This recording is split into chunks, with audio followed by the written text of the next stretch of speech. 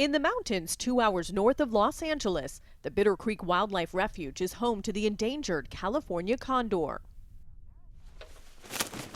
Thanks to aggressive wildlife protection programs like this, the condor population has grown to more than 400, up from just 22 in 1987. But the birds remain under a constant threat. Lead is the leading cause of death. It's killed about 40% of the wild condors. Lead from bullets used by hunters who shoot animals, which later become a food source for the scavenger birds. We're taking the blood sample to test the bird's blood lead level. So that's an indication if the bird has been exposed to lead. Wildlife biologist Joseph Brandt oversees the refuge that catches, tracks, and cares for condors. About 2/3 of the birds that we've trapped just recently have had elevated blood lead levels and needed treatment.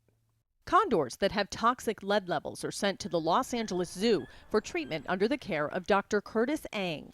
Most of them stay with us about 2 weeks. So they go through 2 chelation therapies, and a chelation therapy is typically a 5-day treatment. In October, the zoo took in a record number of condors. 21 birds tested positive for toxic levels of lead. If they stopped taking condors in and treating them for lead poisoning, and if they stopped providing additional food for them, that the condor would likely go extinct. Kim Delfino is the California director of Defenders of Wildlife. The agency co-sponsored a bill to ban lead bullets in California. Governor Jerry Brown recently signed it into law, despite intense opposition. I really do have to applaud the governor. I believe he was under a lot of pressure from the National Rifle Association and the National Sports and Shooting Foundation, the advocates from the gun and ammunition industry. The NRA declined our request for an interview, but on its website, huntfortruth.org, it states, quote, "There is substantial evidence that the groups behind the proposed ban on the use of traditional ammunition have based their claims on faulty scientific studies."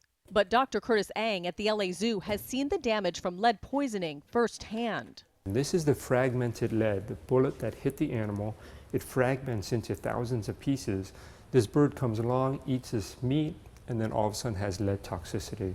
Back at the refuge, 5 birds are healthy enough to be released, with the hope that a permanent ban on lead bullets will help the condor population soar to even greater heights. Stefanie Stanton, Al Jazeera, Los Angeles.